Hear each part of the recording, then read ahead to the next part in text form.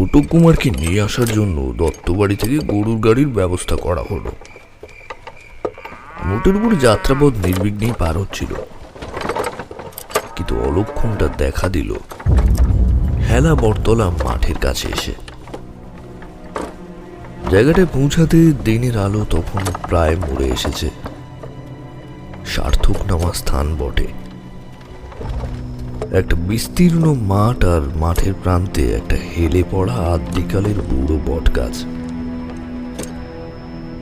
আধো আলো ছায়ায় গাছটা হঠাৎ দেখলে গাটা কেমন যেন শিউরে ওঠে।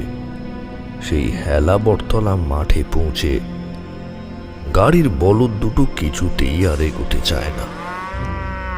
ঠায় দাঁড়িয়ে পড়ে তারা কেবল তারও স্বরে ডাকতে থাকে। দক্ষ গাড়োয়ান রতন পর্যন্ত রীতিমতো ঘেমে নিয়ে একাকার। গরু দুটো যেন কিছু একটা দেখতে পেয়ে ভীষণ ভয় পেয়ে গেছে। কিন্তু কি এমন দেখেছে তারা? তেমন কিছুই কিন্তু চোখে পড়ল না রতনের। চন্দ্রভূষণও তেমন কোনো কিছুই দেখতে পেল না। বেশ কিছুক্ষণ চেষ্টা চরিত্র করবার পর বলদ দুটোকে কিছুটা শান্ত করতে সক্ষম হলো রতন। তারপর মাঠটা আবার পেরোতে লাগলো তারা। বট গাছটার কাছাকাছি আসতেই ভারী কিছু একটা গাড়িতে লাফিয়ে পড়ার মতো শব্দ হলো, আর গাড়িটাও বেশ জোরে দুলে উঠল। সাথে একটা অস্ফুট আর্তস্বরের শব্দও যেন শুনতে পাওয়া গেল। ব্যাপারটা কি হলো দেখবার জন্য রতন পিছনে ফিরল, কিন্তু আশ্চর্যের কথা, অস্বাভাবিক কিছুই দেখতে পেল না সে। ছোট কুমারকে সে জিজ্ঞাসাও করল, বাবু, গাড়ির ছাদে কি একটা লাফিয়ে পড়লো বলে মনে হচ্ছে না? কিন্তু ছোট কুমার ঈষদে এসে জানালো সে তেমন কিছুই অনুভব করেনি। আরে না না রতনদা, কিছুই তো হয়নি, তুমি তাড়াতাড়ি চলো। কিন্তু ছোট কুমারের গলাটা কেমন যেন অন্যরকম কর্কশ আর ফ্যাঁস ফ্যাঁসে শোনালো না। নাকি এটাও রতনের মনের ভুল? কে জানে, হবে হয়তো। কিন্তু রতনের কিছুমাত্র ভুল হয়নি। গাড়িটা যেন আগের চেয়ে বেশ খানিকটা ভারী বলে মনে হতে লাগলো তার। আর গাড়ির ছইয়ের মধ্যে ঘাড় ঘুরিয়ে দেখতেই মাথা থেকে পা পর্যন্ত হিমেল স্রোত বয়ে গেল। রতন দেখল অন্ধকারে হিংস্র সাপদের মতো ধক ধক করে জ্বলছে ছোট কুমারের একজোড়া লাল চোখ।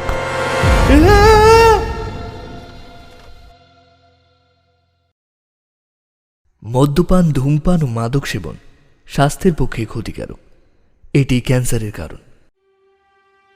উৎস ভট্টাচার্য, জন্ম 9 অক্টোবর 1992, শ্যামনগরে। বাসস্থান কাকিনাড়া।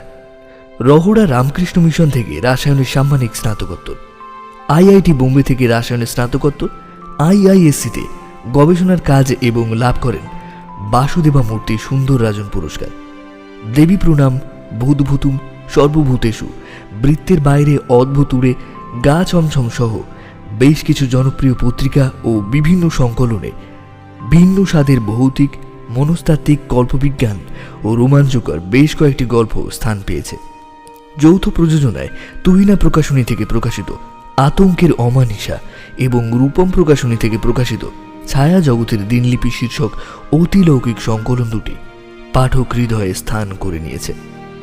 ঘরে বাইরে পাবলিশার্স থেকে সম্পাদিত জীবন জুড়ে খেলা ও পালক পাবলিশার্স থেকে অলৌকিক 14 একক কাব্য সংকলন। তাঁর সৃষ্ট চরিত্রগুলির মধ্যে প্যারাসাইকোলজিস্ট প্রফেসর ধৈর্যটি সোম অন্যতম। আজ আপনারা শুনবেন তার সৃষ্ট আরও একটি চরিত্র, রুদ্রনাথ সিংহ রায় সিরিজের প্রথম গল্প মহেন্দ্রগড়ের পিশাচ। বিভিন্ন চরিত্রে অভিনয় করেছে পার্থপ্রতিম এবং আমি অরূপ। সমগ্র পরিচালনায় টিম সংকেত অডিও স্টোরি। পোস্টার ডিজাইনে Krishnendu, sound oh special এফেক্টে team সংকেত অডিও স্টোরি। আপনি যদি আমাদের চ্যানেলে আজ নতুন হয়ে থাকেন তাহলে অবশ্যই আমাদের চ্যানেলটিকে সাবস্ক্রাইব করতে ভুলবেন না, যাতে আমাদের আপলোড করা গল্পের নোটিফিকেশন সবার আগে আপনার কাছে পৌঁছে যায়। শুনতে থাকুন, সঙ্গে থাকুন, আর সবকিছু ভুলে হারিয়ে যান গল্পের দুনিয়ায়। রুদ্রনাথ, তোমার তো কত রকমের অভিজ্ঞতা আছে, তার মধ্যে থেকে কিছু কিছু গল্প শোনাও না গো। এরকম বাদলার দিনে চা মুড়ির সঙ্গে জমবে ভালো, কি বলো হে তোমরা? তা যে বলেছেন। আদুরে সুরে আবদার করে ময়ঙ্ক চৌধুরী।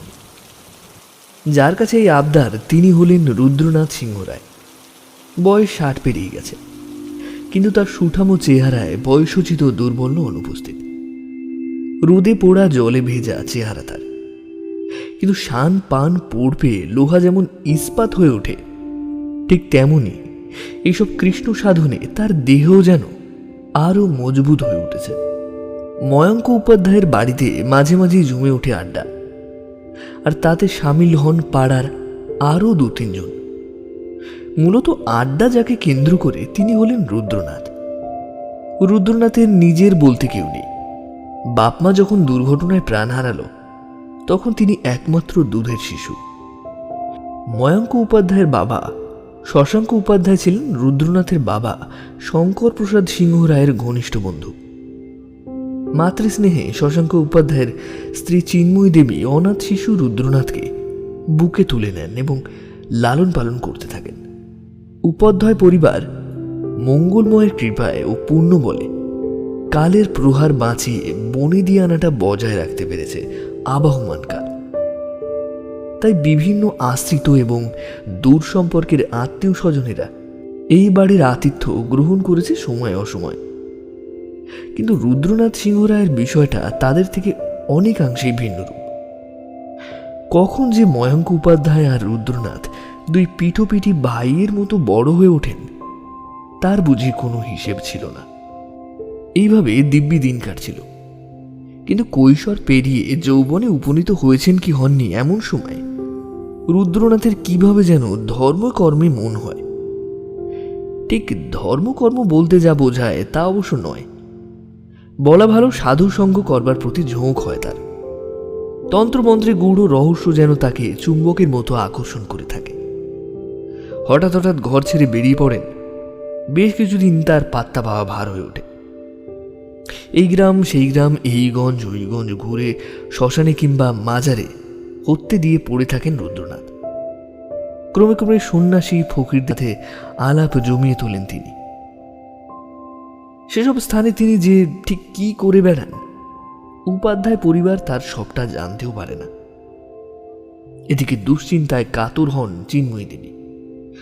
তারপর যেমন হঠাৎ করেই রুদ্রনাথ নিখোঁজ হয়ে যেতেন, তেমনি ভোজবাজির মতো হঠাৎই একদিন ধুলি মলিন অনাহার ক্লিষ্ট চেহারা নিয়ে হাজির হয়েও যেতেন তিনি।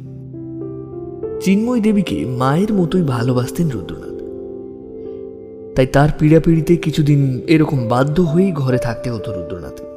আর তখনই রুদ্রনাথ তার বিচিত্র অভিজ্ঞতার কাহিনী শোনাতো সকলকে। তবে কিছুদিন পর থেকে আবার যেটুকু যা বাঁধন অর্থাৎ পিছটান ছিল, চিন্ময়ী দেবীর মৃত্যুর পর সেটুকুও আর রইল না। উপযুক্ত গুরুর সন্ধানে পাগলের মতো শ্মশানে মশানে ঘোরাঘুরি করতে লাগলেন রুদ্রনাথ। ভয়ঙ্কর সব অভিজ্ঞতা হলো বিস্তর। প্রকৃত সাধকের সাক্ষাৎ পাওয়া দুষ্কর।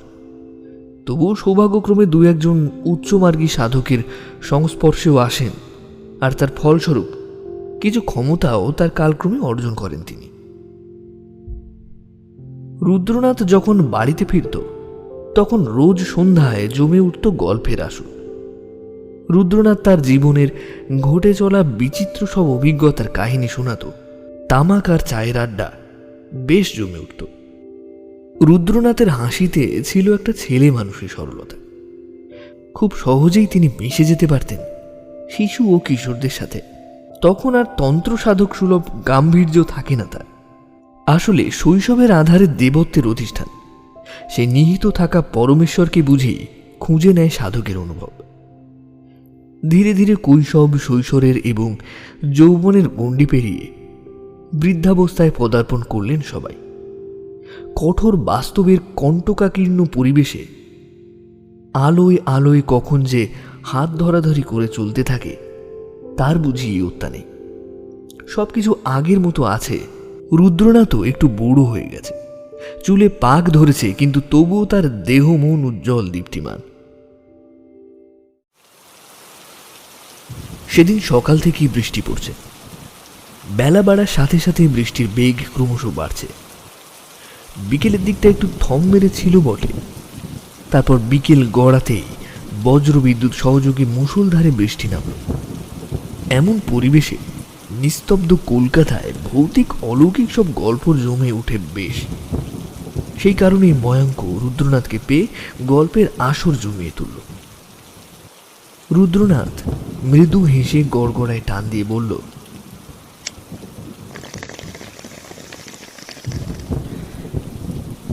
সেসব দিনের কথা এখন মনে পড়লে স্মৃতির অতলে তলিয়ে যেতে হয়। আমার জীবনে অনেক রকমের অভিজ্ঞতা আছে। গ্রাম বাংলার সব বিচিত্র অপশক্তি, মেশো, বেঘো, বাগামোড়া, পানিমোড়া, নিশি, আরো কত রকম সব অতৃপ্ত প্রেতাত্মা ও অপশক্তিদের সম্মুখীন হয়েছে জীবনে। তারই হত্যা নেই। কেবলমাত্র প্রেতজনই নয়, তান্ত্রিক উপাচারে আহ্বান করে আনা ভয়াল ভয়ঙ্কর অপশক্তির অভিজ্ঞতাও হয়েছে। এইবার ময়াঙ্ক চৌধুরী, সুরেন ও তিনকড়ি রুদ্রনাথের কাছ থেকে এক ভয়ঙ্কর অভিজ্ঞতার কথা শুনেছিল। রুদ্রনাথ তার স্বভাবসিদ্ধ ভঙ্গিমায় বলতে থাকেন, আর সমস্ত ঘটনাটা যেন জীবন্ত হয়ে উঠতে থাকে তাদের কল্পনায়। তারপর রুদ্রনাথ বলতে শুরু করল। ঘটনাটা যে কালের, সেই সময় মহেন্দ্রগড় শান্তশিষ্ট বর্ধিষ্ণু গ্রাম। ঝামেলা ঝুঁকি বলতে তেমন কিছুই নেই। মানুষে মানুষের সদ্ভাব আছে, গোলা ভরা ধান আছে। সবচেয়ে বড় কথা কি জানো? মানুষের মনে শান্তি আছে। হবে নাই বা কেন? ছোটখাটো আপদ বিপদ স্বাভাবিকভাবে সেখানেও উকি মারত। কিন্তু সে গাঁয়ের মানুষের ছিল একটা মস্ত বড় ভরসার জায়গা। মহেন্দ্রগড়ের দত্তবাড়ির নাম 5 গাঁয়ের লোকে জানে। জমিদারি ঘুচেছে বেশ কিছু বছর হলো, কিন্তু তখনও বেশ ভালো রকমেরই প্রতিপত্তি রয়েছে তাদের। গাঁয়ের লোকেরা রাজাবাবু বলে সম্মান দেয় সেই বাড়ির কর্তামশাইকে। তার নাম বিজয়ভূষণ দত্ত। আশেপাশের গ্রামগুলোতেও লোকজন তাকে মান্যিগণ্যি করে। তিনি মহেন্দ্রগড়ের পরম ভরসার স্থল। বলতে নেই, জমিদার বাড়ি গেলেও এই দত্ত পরিবারের চিরকাল মা মহালক্ষ্মীর আশীর্বাদ ধন্য। কিন্তু থাকলেই তো আর সবাই ভালো কাজে অর্থ ব্যয় করেন না। বিজয়ভূষণ এখানেই অন্যদের চেয়ে ব্যতিক্রমী। গ্রামের যে কোনো পরিষেবায় সদা সর্বদাই তিনি মুক্তহস্ত। সে নদী বাঁধ মেরামতি হোক কিংবা শিক্ষা ও স্বাস্থ্য পরিষেবার উন্নতি পরিকল্পনা। কেবল যে আর্থিকভাবেই তিনি মানুষের পাশে দাঁড়ান তাই কিন্তু নয়। সরকারি বড় কর্তা ব্যক্তিদের সাথেও তার চেনাশোনা রয়েছে। সেই যোগাযোগের সূত্রেও গাঁয়ের অনেক উন্নতি বিধান ঘটেছে। মোটের উপর মহেন্দ্রগড়কে সমস্ত বিপদ আপদ থেকে তিনি যেন ছাতার মতো আটকে রেখেছেন। তার স্নেহধন্য গ্রামবাসীরাও তাই পরম নিশ্চিন্তে বসবাস করছে সেখানে। সব ভালোই চলছিল জানো, কিন্তু হঠাৎ করে যেন দুর্যোগের কালো মেঘ ঘনিয়ে এলো এই গ্রামের আকাশে। আরো ভালোভাবে বললে দত্তবাড়িকে কেন্দ্র করে এই ঘোর দুর্যোগ ঘনীভূত হল। বিজয়ভূষণ দত্তের একমাত্র পুত্র চন্দ্রভূষণ। গাঁয়ের মানুষের কাছে ছোট কুমার নামেই সে বেশি পরিচিত। সে কলকাতার কলেজে পড়াশুনো করে। তা সেবারে ছুটিতে সে বাড়ি ফিরছিল। ছোট কুমারকে নিয়ে আসার জন্য দত্তবাড়ি থেকে গরুর গাড়ির ব্যবস্থা করা হলো। মোটের উপর যাত্রাপথ নির্বিঘ্নেই পার হচ্ছিল, কিন্তু অলক্ষণটা দেখা দিল হেলা বটতলা মাঠের কাছে এসে। জায়গাটায় পৌঁছাতে দিনের আলো তখন প্রায় মরে এসেছে। সার্থক নামা স্থান বটে। একটা বিস্তীর্ণ মাঠ, আর মাঠের প্রান্তে একটা হেলে পড়া আদ্যিকালের বুড়ো বট গাছ। আধো আলো ছায়ায় গাছটা হঠাৎ দেখলে গাটা কেমন যেন শিউরে ওঠে। সেই হেলা বটতলা মাঠে পৌঁছে গাড়ির বলদ দুটো কিছুতেই আর এগোতে চায় না। ঠায় দাঁড়িয়ে পড়ে তারা কেবল তারও স্বরে ডাকতে থাকে। দক্ষ গাড়োয়ান রতন পর্যন্ত রীতিমতো ঘেমে নিয়ে একাকার। গরু দুটো যেন কিছু একটা দেখতে পেয়ে ভীষণ ভয় পেয়ে গেছে। কিন্তু কি এমন দেখেছে তারা? তেমন কিছুই কিন্তু চোখে পড়ল না রতনের। চন্দ্রভূষণও তেমন কোনো কিছুই দেখতে পেল না। বেশ কিছুক্ষণ চেষ্টা চরিত্র করবার পর বলদ দুটোকে কিছুটা শান্ত করতে সক্ষম হলো রতন। তারপর মাঠটা আবার পেরোতে লাগলো তারা। বট গাছটার কাছাকাছি আসতেই ভারী কিছু একটা গাড়িতে লাফিয়ে পড়ার মতো শব্দ হলো, আর গাড়িটাও বেশ জোরে দুলে উঠল। সাথে একটা অস্ফুট ও আর্তস্বরের শব্দও যেন শুনতে পাওয়া গেল। ব্যাপারটা কি হলো দেখবার জন্য রতন পিছনে ফিরল, কিন্তু আশ্চর্যের কথা, অস্বাভাবিক কিছুই দেখতে পেল না সে। ছোট কুমারকে সে জিজ্ঞাসাও করল, বাবু, গাড়ির ছাদে কি একটা লাফিয়ে পড়লো বলে মনে হচ্ছে না? কিন্তু ছোট কুমার ঈষৎ হেসে জানালো সে তেমন কিছুই অনুভব করেনি। আরে না না রতনদা, কিছুই তো হয়নি, তুমি তাড়াতাড়ি চলো। কিন্তু ছোট কুমারের গলাটা কেমন যেন অন্যরকম কর্কশ আর ফ্যাঁস ফ্যাঁসে শোনালো না? নাকি এটাও রতনের মনের ভুল? কে জানে, হবে হয়তো। কিন্তু রতনের কিছুমাত্র ভুল হয়নি। গাড়িটা যেন আগের চেয়ে বেশ খানিকটা ভারী বলে মনে হতে লাগলো তার। আর গাড়ির ছইয়ের মধ্যে ঘাড় ঘুরিয়ে দেখতেই মাথা থেকে পা পর্যন্ত হিমেল স্রোত বয়ে গেল। রতন দেখল অন্ধকারে হিংস্র সাপদের মতো ধক ধক করে জ্বলছে ছোট কুমারের একজোড়া লাল চোখ।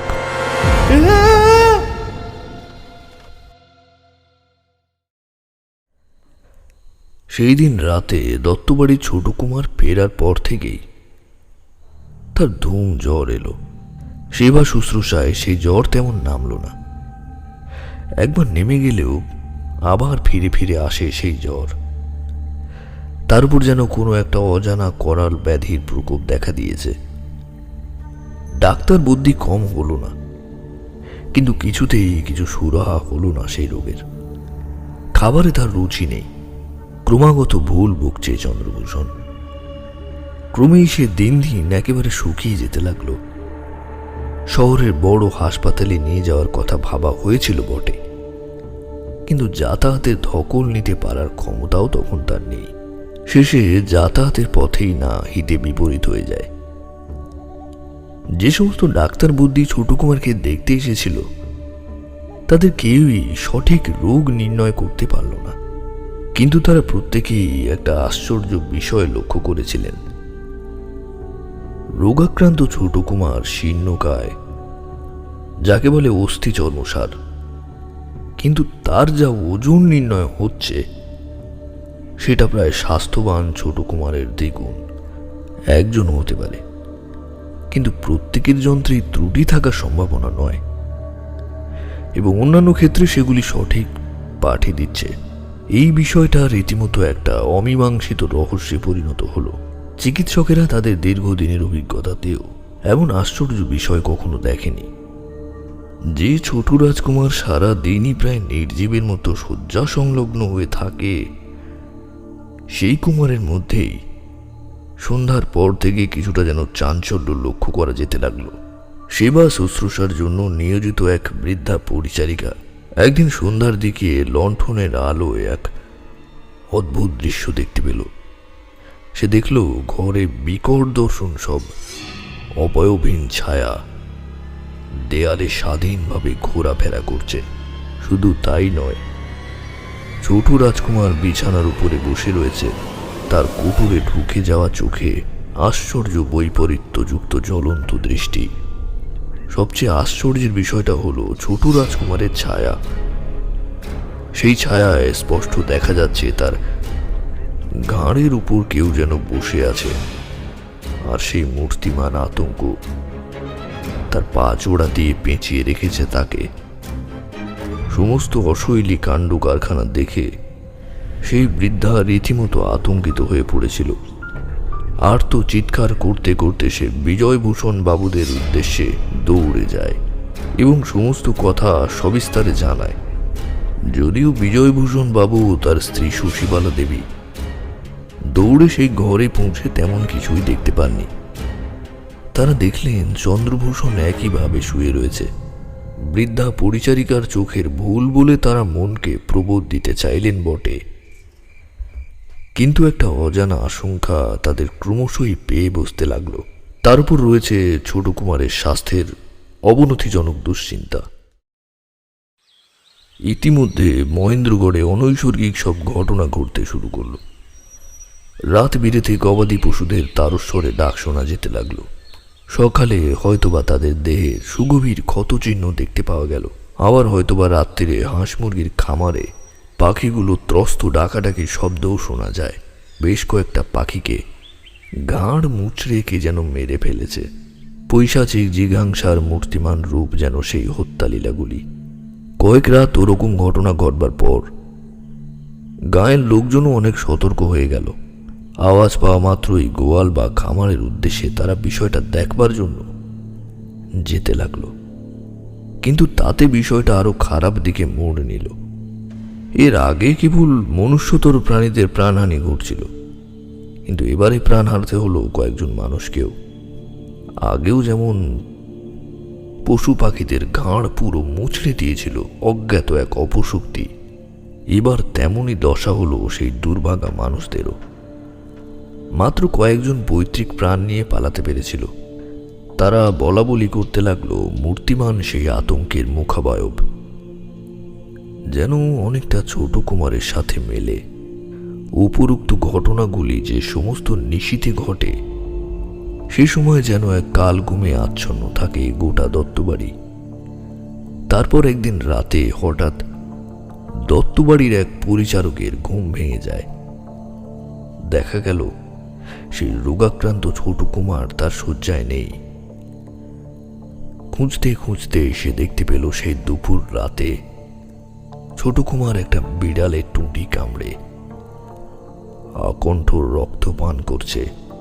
ভয়ঙ্কর দৃশ্যটা দেখতে পেয়ে মুখ দিয়ে তার একটা আর্তনাদ বেরোতেই যাচ্ছিল, কিন্তু কোনো মতে আত্মসংবরণ করে সে। তারপর বিজয়ভূষণ বাবুকে ডেকে দেখায় বিষয়টা। বিজয়ভূষণ দুর্বল চিত্তের মানুষ নন, কিন্তু বিভৎস দৃশ্যটা তাকেও শিহরিত করে।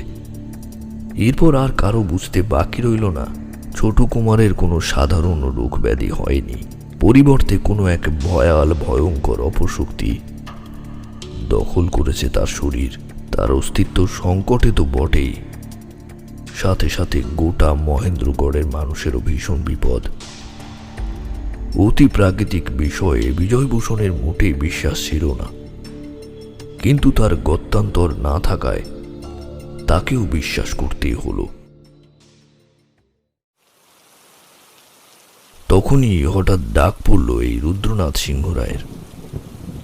কারণ একবার আমি দগ্ধত্রসন মহাপিশাচির হাত থেকে রক্ষা করেছিলাম লক্ষ্মীকান্তপুরের অসহায় গ্রামবাসীদের। সেই গল্প পরে একদিন বলবো। তারপর থেকে আমার নাম দূর দূরান্তে ছড়িয়ে পড়েছিল, তাই সকলেই আমার কথাই জানিয়েছিলেন বিজয়ভূষণ বাবুকে। তোমাদের তো আগেই বলেছি, স্থানে স্থানে অশুভ লক্ষণ জড়িয়ে থাকলে সেটা সাধকেরা বুঝতে পারে। তা সেবারেও মহেন্দ্রগড়ে প্রবেশ করা মাত্রই একটা শক্তিশালী অশুভ শক্তির অস্তিত্ব আমি দিব্য অনুভব করতে পারলাম। কিন্তু আমার ষষ্ঠেন্দ্রিয় বলছিল এই অপশক্তি কোনো সাধারণ অশুভ অস্তিত্ব নয়, বরং তার চেয়েও অনেক ভয়ঙ্কর কিছু। ওদিকে আমাকে খবর পাঠানোর কাছাকাছি সময় থেকে দিনে দুপুরেও ঘোর অনাসৃষ্টি কাণ্ড ঘটতে লাগলো দত্তবাড়িতে। যে ছোট কুমার দিনের বেলা নির্জীবের মতো বিছানায় শুয়ে থাকত, সে ভয়ঙ্কর মূর্তি ধারণ করল। পরিচারকেরা বিছানায় তাকে দেখতে না পেয়ে প্রথমে অনেক খোঁজাখুঁজি করে, কিন্তু তারপর যা দেখতে পায় তাতে প্রবল আতঙ্কে তাদের প্রাণ পাখি খাঁচা ছাড়া হওয়ার উপক্রম হয়। তারা সহসা দেখতে পায় ঘরের সিলিং বরাবর উল্টো হয়ে ঝুলে রয়েছে ছোট কুমার চন্দ্রভূষণ। মুখ থেকে তার বিকৃতভাবে ঝুলে রয়েছে জিভটা, সাপদের মতো লালা ঝরছে অবিরত। ঘাড় বেঁকিয়ে জিজ্ঞাসা মাখা আগুনের দৃষ্টিতে তাকিয়ে রয়েছে সে। কোনো মতে তারা সেই ঘরটা থেকে পালায়, আর পালাবার সময় দরজাটা বাইরে থেকে বন্ধ করে দিয়ে যায়। তারপর তারা হাঁপাতে হাঁপাতে বিজয়ভূষণ বাবুর কাছে গিয়ে সমস্তটাই বলেন।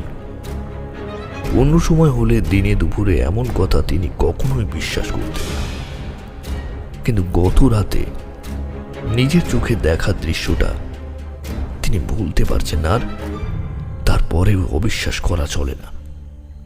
ইতিমধ্যেই সেই সব ঘটনা শুনে শশীবালা দেবী ডুকরে ডুকরে কেঁদে উঠলেন, কিন্তু ক্রমশই আতঙ্ক পেয়ে বসতে লাগলো সকলকে।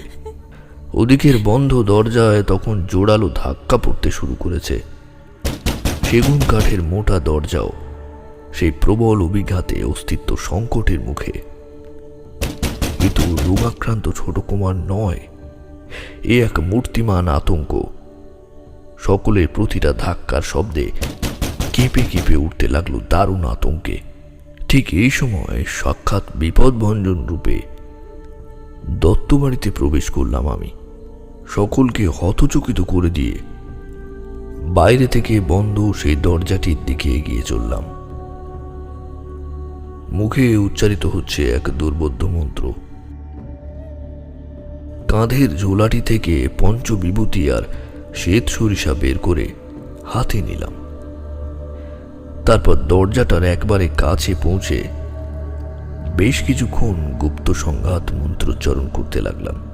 এই মন্ত্রের দ্বারা দুষ্ট প্রেতকে কিছুক্ষণের জন্য দমিয়ে রাখা যায়। ক্রমশ ঘরের ভেতর থেকে ধাক্কার প্রাবল্যটা যেন কিছুটা স্থিমিত হয়ে এলো, আর একটা চাপা জ্যান্ত গর্জনের শব্দ শোনা যেতে লাগলো।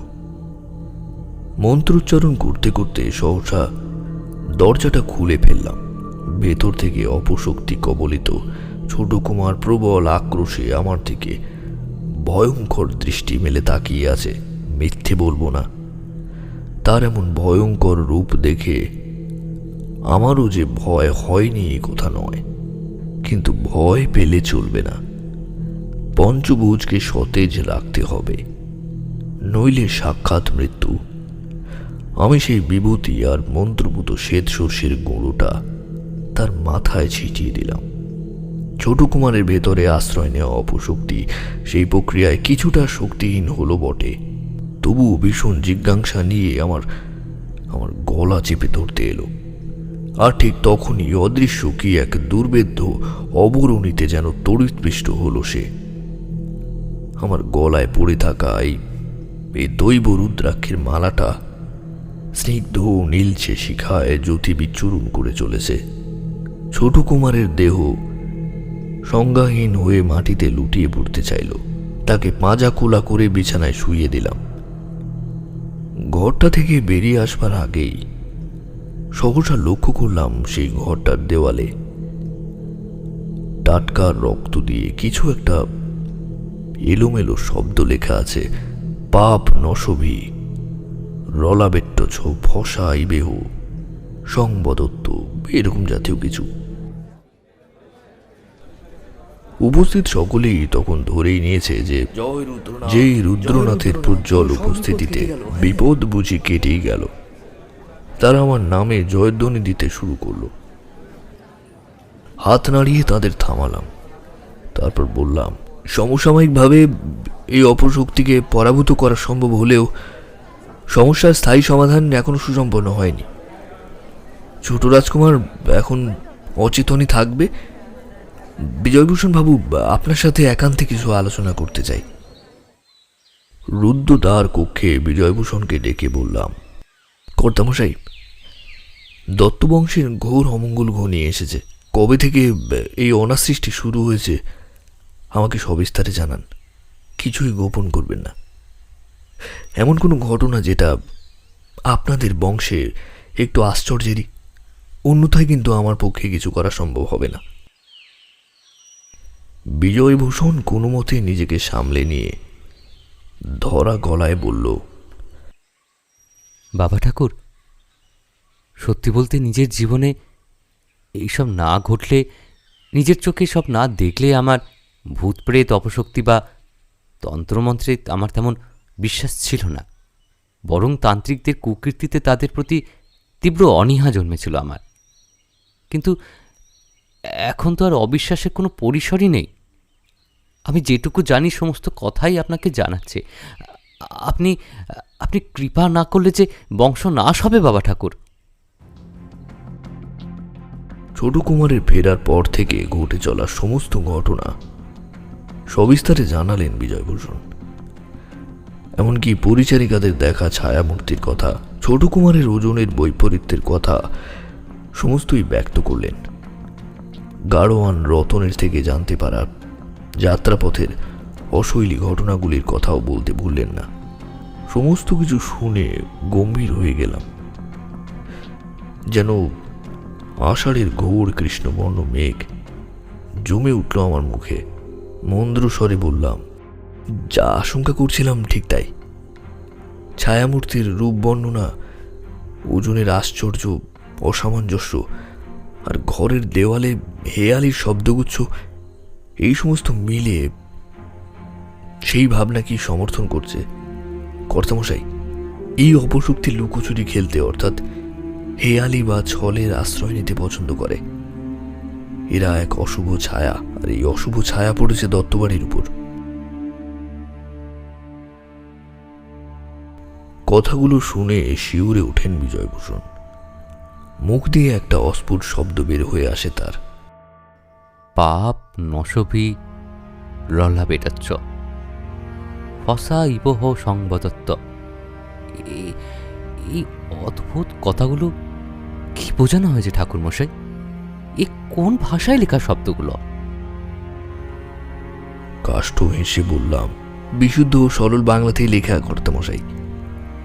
তবে স্বাভাবিক বাংলার মতো বাম থেকে ডানে নয়, বরং উর্দুর মতো ডান থেকে বামে। এগুলো অপশক্তির ভাষা।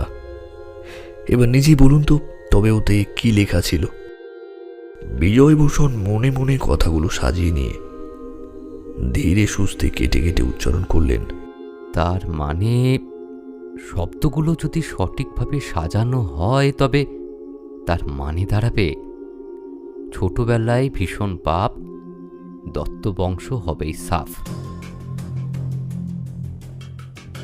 এবারে চাপা কিন্তু তীক্ষ্ণ স্বরে প্রশ্ন করলাম, প্রদীপের নিচের পিলজুসের মতো কোন অন্ধকারের আখ্যান লুকোনো রয়েছে কর্তামশাই?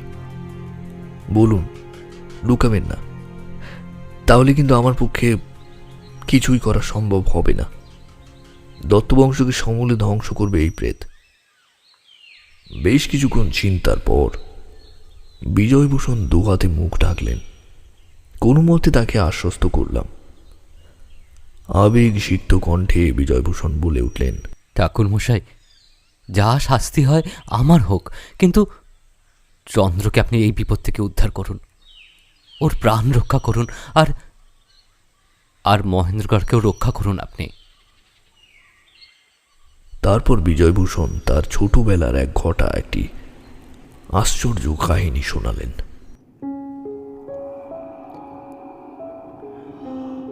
দেবদত্ত ছিল আমার সৎদাদা।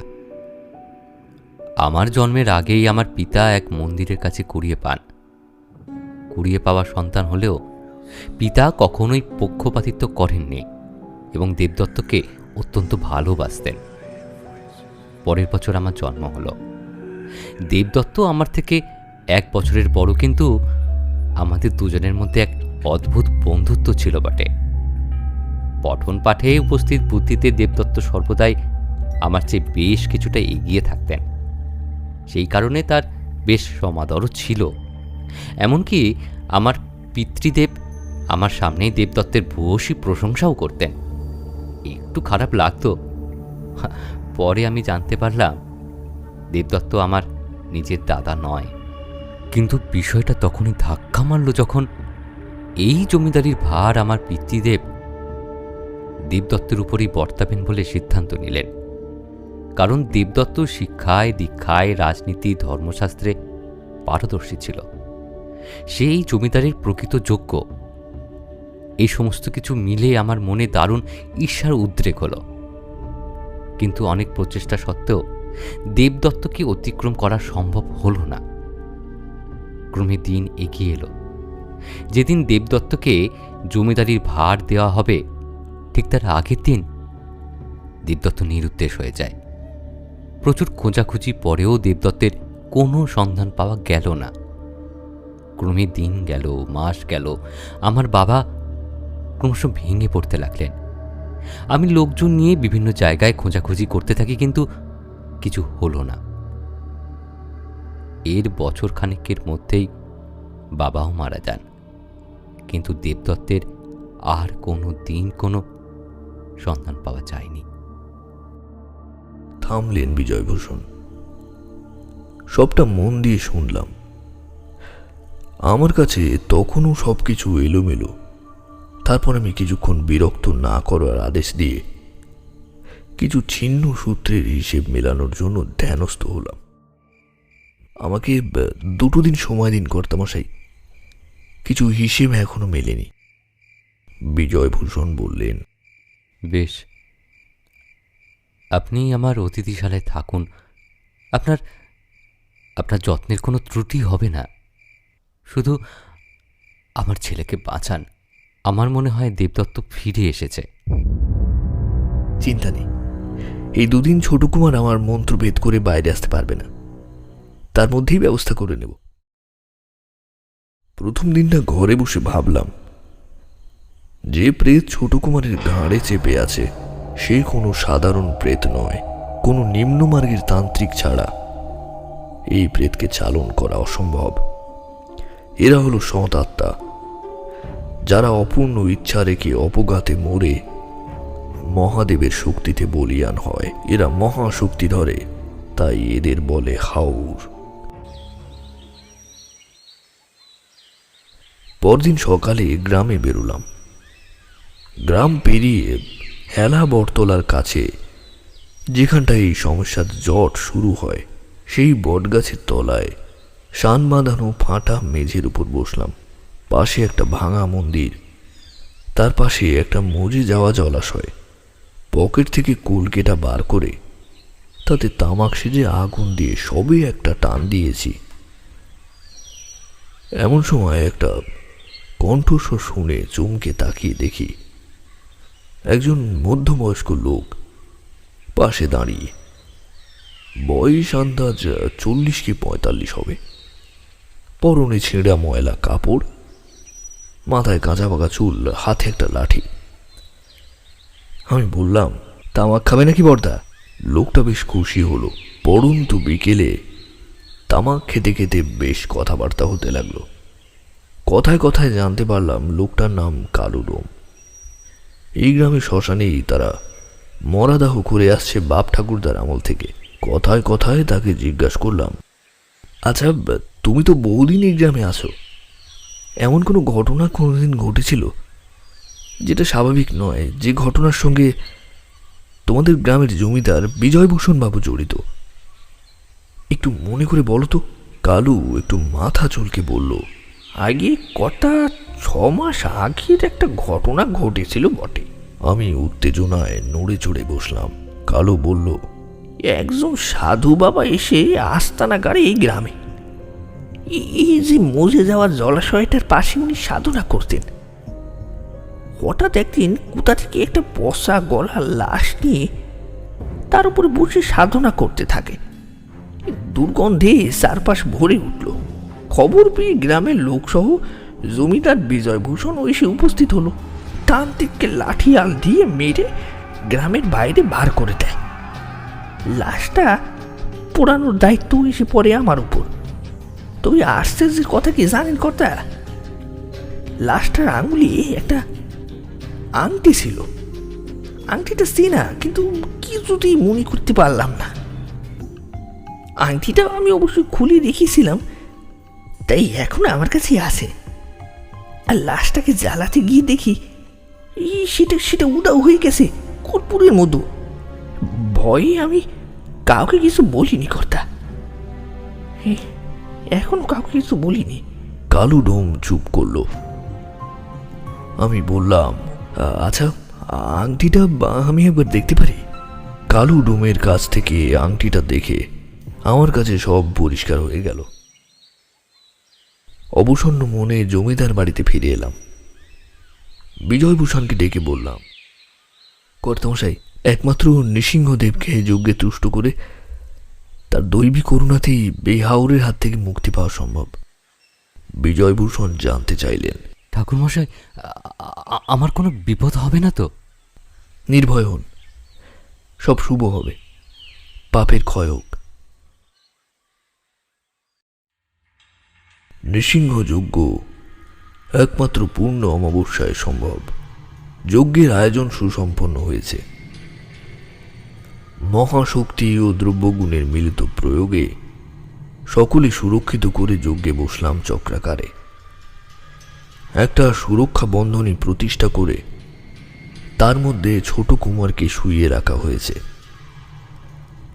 বিজয়ভূষণের জন্যেও একটা বিশেষ সুরক্ষা বন্ধনীর ব্যবস্থা করলাম। আহুতি দিয়ে মন্ত্র পাঠ করে চললাম। লেলিহান শিখায় জ্বলছে যজ্ঞাগ্নি। উদ্দাত কণ্ঠে উচ্চারিত হচ্ছে, জয় নৃসিংহ নৃসিংহ, জয় জয় জয় নৃসিংহ। উগ্রবীরং। হঠাৎ ছোট কুমারের মধ্যে ভীষণ চাঞ্চল্য দেখা দিল। চার হাতে পায়ে পশুর মতো হয়ে উঠে বসে সে ভীষণ মুখভঙ্গি করতে লাগলো। তার কাঁধে ছায়াময় এক ভয়াল দর্শন প্রেতমূর্তি প্রকট হয়ে উঠেছে। প্রেতের উন্মত্ত গর্জনে চারিদিক কেঁপে কেঁপে উঠতে লাগলো। ওদিকে এক মনে মন্ত্রোচ্চারণ করে চলেছি। হঠাৎ একটা বিশালাকার লক্ষ্মী পেঁচা উড়ে এসে বসল যজ্ঞকুণ্ড সংলগ্ন একটা থামের উপর। গম্ভীর স্বরে ডেকে উঠল সেই পাখি। সেই ডাকে যেন মুছে যেতে লাগলো সেই মহাপ্রেতের আস্ফালন। যজ্ঞকুণ্ডের আগুন থেকে একটা দৈব জ্যোতি উদ্ভাসিত করে তুলল চারিদিক। সেই প্রবাহে রাত্রির অন্ধকার দূর হয়ে যেন অকাল দিনমানের আবির্ভাব হলো। চারিদিক কাঁপিয়ে এক ভীষণ সিংহনাদ শোনা গেল। হঠাৎ ঘটে গেল এক অপ্রত্যাশিত ঘটনা। ছোট কুমার হঠাৎ উঠে দাঁড়ালো। তাকে আর ছোট কুমার বলা যায় না, তার পরিবর্তে দাঁড়িয়ে আছে এক বিকট দর্শন পিশাচ। মুহূর্তে সে ঝাঁপিয়ে পড়ল বিজয়ভূষণের উপর। তার গনগনের লাল চোখ দুটো তাকিয়ে আছে শটান বিজয়ভূষণের দিকে। তারপর কেউ কিছু বুঝে উঠবার আগেই দুটো কালো লোমশ হাত বিজয়ভূষণের ঘাড় ধরে মুচকে দিল পেছনে। মুখ দিয়ে এক কাবলা রক্ত পড়ল মেঝেতে। তারপর ছোট কুমারের দেহ থেকে একটা কালো ধোঁয়ার কুণ্ডুলি পাকিয়ে যজ্ঞের আগুন মিলিয়ে গেল। পড়ে রইল কেবল বিজয়ভূষণের প্রাণহীন দেহটা। নিষ্প্রাণ দেহটা পড়ে আছে মেঝেতে। আমি আস্তে আস্তে উঠে গিয়ে যজ্ঞ থেকে একটা ফুল ছোট কুমারের মাথায় ছোঁয়াতেই ধীরে ধীরে সে চোখ মেলে চাইল। সঙ্গত কারণেই বড়ই দুর্বল সে, কিন্তু মৃত্যুর ছায়াখানা যে সরে গেছে তা বেশ বোঝা যাচ্ছে। দত্তবাড়ির উপর থেকে প্রেতের ছায়াটা সরে গেলেও বিজয়ভূষণকে কিন্তু বাঁচানো যায়নি। বাইরে মুষলধারে বৃষ্টি শুরু হয়েছে। সকলেই উদ্বিগ্ন চোখে তাকিয়ে আছে রুদ্রনাথের দিকে। সকলের মনেই একটা প্রশ্ন দানা বেঁধে আছে। সেটা বুঝতে পেরেই রুদ্রনাথ বলল, কালু ডোমের কাছ থেকে আংটিটা দেখেই চিনতে পেরেছিলাম। ওই আংটিটা বিজয়ভূষণের নিখোঁজ হওয়া দাদা দেবদত্তের। না, একটু ভুল হলো, বিজয়ভূষণের খুন হওয়া দাদা দেবদত্ত। খুন হলো তার কারণ ক্রমশ প্রকাশ্য। যে আংটিটা আমাকে কালু ডোম দেখিয়েছিল, সেই একই আংটি আমি বিজয়ভূষণের হাতেও দেখেছি। সম্পত্তি পাওয়ার আশায় নিজের সৎ দাদা দেবদত্তকে হেলা বটতলার পাশের জলাশয়ে খুন করে পুঁতে রাখে বিজয়ভূষণ। গোটা মহেন্দ্রগড় এই খবর কিছুতেই জানত না। সবাই জানে দত্ত নিখোঁজ হয়ে গেছে। সব ঠিকঠাক চলছিল, কিন্তু কালের করাল গ্রাস বড় ভয়ঙ্কর হয়। কাকতালীয়ভাবে হোক বা দৈব কারণে এক তান্ত্রিক পরবর্তীতে এখানে এসে আস্তানা গাড়ে। আমার ধারণা সে দেবদত্তের লাশ পেয়ে পিশাচ সাধনা শুরু করে। আর পিশাচ সাধনা হলো এমন এক সাধনা, তা যদি মাঝপথে বন্ধ হয়ে যায় তখনই হয় ঘোর অনর্থ। সেই পিশাচ মুক্তি পায় না, আর ঠিক তাই হলো। দেবদত্ত এক মহাশক্তিশালী হাওর পিশাচে পরিণত হলো এবং বিজয়ভূষণের উপর অবশেষে প্রতিশোধ নেয় তার ছেলে চন্দ্রভূষণের মাধ্যমে। চেষ্টা করলে হয়তো বিজয়ভূষণকে বাঁচাতে পারতাম, কিন্তু মন সাড়া দেয়নি। এই পর্যন্ত বলে আবার থামল রুদ্রনাথ। ময়াঙ্ক চৌধুরী বললেন, তার মানে তুমি ইচ্ছা করি সুরক্ষা বলয়?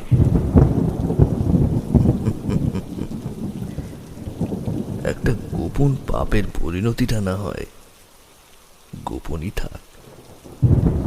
বুঝলে ময়াঙ্ক, সাদা কালোর পৃথক অস্তিত্ব কেবলই সোনার পাথর বাটি। ধূসরতার রঙে রঙিন গোটা পৃথিবীটা কেবল সাদা আর কালোর ভাগের তারতম্য। কথাগুলো বলে রুদ্রনাথ তার স্বভাবসিদ্ধ স্নিগ্ধ হাসিটা হাসলেন। ময়াঙ্ক হেসে ঘাড় নাড়ে। রুদ্রনাথের অভিজ্ঞতার কাহিনীগুলো কেবলই গল্প নয়, তাতে মিশে থাকে জীবন দর্শন ও আধ্যাত্মিক এষণা। বেশ অনুভব করে ময়াঙ্ক, তিনকুড়ি এবং শুনেন। আড্ডা ছেড়ে সকলে উঠে পড়ল। বাইরের ঘড়িতে তখন ঢং ঢং করে রাত 9টা বাজল।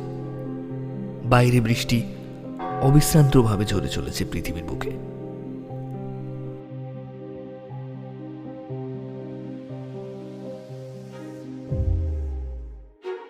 নমস্কার, আমি অরূপ। এতক্ষণ শুনছিলেন উৎস ভট্টাচার্যের কাহিনী অবলম্বনে রুদ্রনাথ তান্ত্রিক ও মহেন্দ্রগড়ের প্রেত। গল্পটি কেমন লাগলো অবশ্যই আমাদের জানাতে ভুলবেন না। আর আপনি যদি আমাদের চ্যানেলে আজ নতুন হয়ে থাকেন তাহলে অবশ্যই আমাদের চ্যানেলটিকে সাবস্ক্রাইব করতে ভুলবেন না, যাতে আমাদের আপলোড করা গল্পের নোটিফিকেশন সবার আগে আপনার কাছে পৌঁছে যায়। এরপর অন্য একদিন অন্য এক সময় আমরা অন্য একটি গল্প নিয়ে এসে হাজির হব। ততক্ষণ পর্যন্ত সকলকে জানাই অসংখ্য অসংখ্য ধন্যবাদ।